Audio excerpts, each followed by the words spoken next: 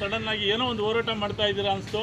ನನಗೆ ಇಲ್ಲಿ ನಿಂತ್ಕೊಬೇಕು ಅನ್ನಿಸ್ತು. ಯಾಕೆಂದರೆ ನೀವೆಲ್ಲರೂ ಕೂಡ, ನೀವಿರ್ಬೋದು, ಪೊಲೀಸ್ ಇಲಾಖೆ ಇರ್ಬೋದು, ಡಾಕ್ಟರ್ಸ್ ಇರ್ಬೋದು, ನರ್ಸ್ ಇರ್ಬೋದು, ಪ್ರತಿಯೊಬ್ಬರು ಕೂಡ ಈ ಕೊರೋನಾ ವಾರಿಯರ್ಸು. ಅಂದರೆ ನೀವು ಮಾಡಿರುವಂಥ ಸೇವೆನ ಇಡೀ ಪ್ರಪಂಚ ಮರೆಯುವಾಗಿಲ್ಲ. ಅಂಥ ಒಂದು ಸೇವೆನ ನೀವು ಮಾಡಿದ್ದೀರಾ. ಈಗ ಯಾರೋ ನಮ್ಮ ಸ್ನೇಹಿತರು ಹೇಳಿದ್ರು, ಯಾರ ಮನೆಯಲ್ಲಿ ಕೊರೋನಾ ಇದೆಯೋ ಗೊತ್ತಿಲ್ಲ, ಆದರೆ ಅವ್ರ ಮನೇಲಿ ಕರೆಂಟ್ ಇಲ್ಲ ಅಂದರೆ ಹೋಗಿ ನಮ್ಮ ಎಂಪ್ಲಾಯಿ ಇವತ್ತು ಅವ್ರ ಮನೆಗೆ ಕರೆಂಟ್ನ ಕೊಟ್ಟು ಬಂದರು.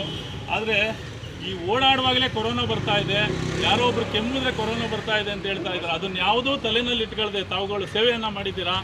ನಿಮ್ಮ ಜೊತೆಗೆ ನಮ್ಮ ದೇವಸ್ಥಾನದ ಎಲ್ಲ ಸಿಬ್ಬಂದಿಯವರೇ, ನಮ್ಮ ಸಮಿತಿ ಏನಿದೆ, ಸುಮಾರು ಒಂದು 100 ಜನ ನಾವು ಕಮಿಟಿ ಮೆಂಬರ್ಸ್ ಇದ್ದೀವಿ.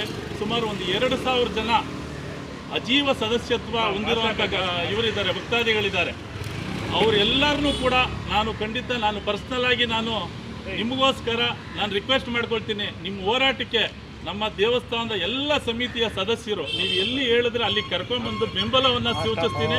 ನೀವು ಮಾಡ್ತಿರುವಂತಹ ಹೋರಾಟಕ್ಕೆ ಸತ್ಯವಾಗಲೂ ಹೃದಯಪೂರ್ವಕವಾಗಿ ನಮ್ಮ ಬೆಂಬಲ ಇದ್ದೇ ಇರುತ್ತೆ. ನಾಗಲಿಂಗೇಶ್ವರ ಸ್ವಾಮಿ ದೇವಸ್ಥಾನದ ಎಲ್ಲ ಸಮಿತಿ ಸದಸ್ಯರು, ಹಾಗೆ ನಮ್ಮ ವಾರ್ಡ್ನಲ್ಲಿರುವಂಥ ಗ್ರಾಹಕರು ಏನಿದ್ದಾರೆ ಅವ್ರಿಗೂ ಕೂಡ ನಾವು ಪರ್ಸ್ನಲ್ ಆಗಿ ಅವೇರ್ನೆಸ್ ಮೂಡಿಸ್ತೀವಿ.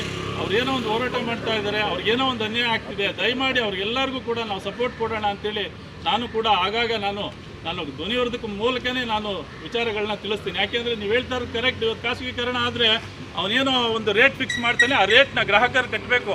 ಈ ನಮ್ಮ ಸ್ನೇಹಿತರು ಹೇಳಿದ್ರು, ಅದು ನಮ್ಮ ತಲೆ ಮೇಲೆ ಬೀಳುತ್ತೆ. ಅದಲ್ಲದೆ ಏನು ಎಂಪ್ಲಾಯೀಸ್ನ ಎಷ್ಟು ಜನ ನನಗೆ ಬೇಕೋ ಅಷ್ಟು ಜನ ಇಟ್ಕೊಳ್ತಾನೆ, ಉಳಿದವ್ರನ್ನ ತೆಗಿತಾನೆ.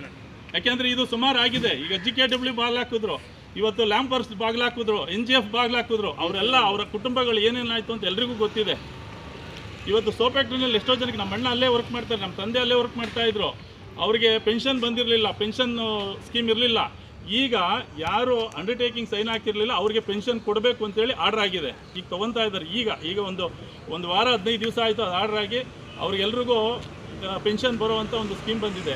ನಮ್ಗಳಿಗೂ ಕೂಡ ಅಂಥ ಒಂದು ಸೌಲಭ್ಯ ಸಿಗಲಿ. ಯಾಕೆಂದರೆ KEBಗೆ ಒಂದು ಸರಿ ಸೇರಿಬಿಟ್ರೆ ಇಡೀ ಕುಟುಂಬ ಬದುಕ್ಬೋದು ಅಂತಿದ್ರು. ಇವತ್ತೇನಾಗಿದೆ, ಅವರ ಕುಟುಂಬಕ್ಕೆ ತೊಂದರೆ ಆಗುವಂಥ ಪರಿಸ್ಥಿತಿ ಬಂದಿದೆ. ಖಾಸಗೀಕರಣ ಮಾಡಲಿಕ್ಕೆ ದಯವಿಟ್ಟು ಬಿಡಬೇಡಿ, ಹೋರಾಟನ ಮುಂದುವರಿಸಿ. ನಿಮ್ಗೇನು ಬೇಕೋ ಬೆಂಬಲ ನಮ್ಮ ಕಡೆಯಿಂದ ಸಿಗುತ್ತೆ ಅಂತೇಳಿ ನನ್ನ 2 ಮಾತಾಡಲಿಕ್ಕೆ ಅವಕಾಶ ಮಾಡಿಕೊಟ್ಟಂಥ ತಮ್ಮೆಲ್ಲರಿಗೂ ಹಾಗೂ ನನ್ನ ಸ್ನೇಹಿತ ಕುಮಾರ್ಗೂ ಕೂಡ ವಂದನೆಯನ್ನು ಅರ್ಪಿಸ್ತಾ ಇದ್ದೀನಿ.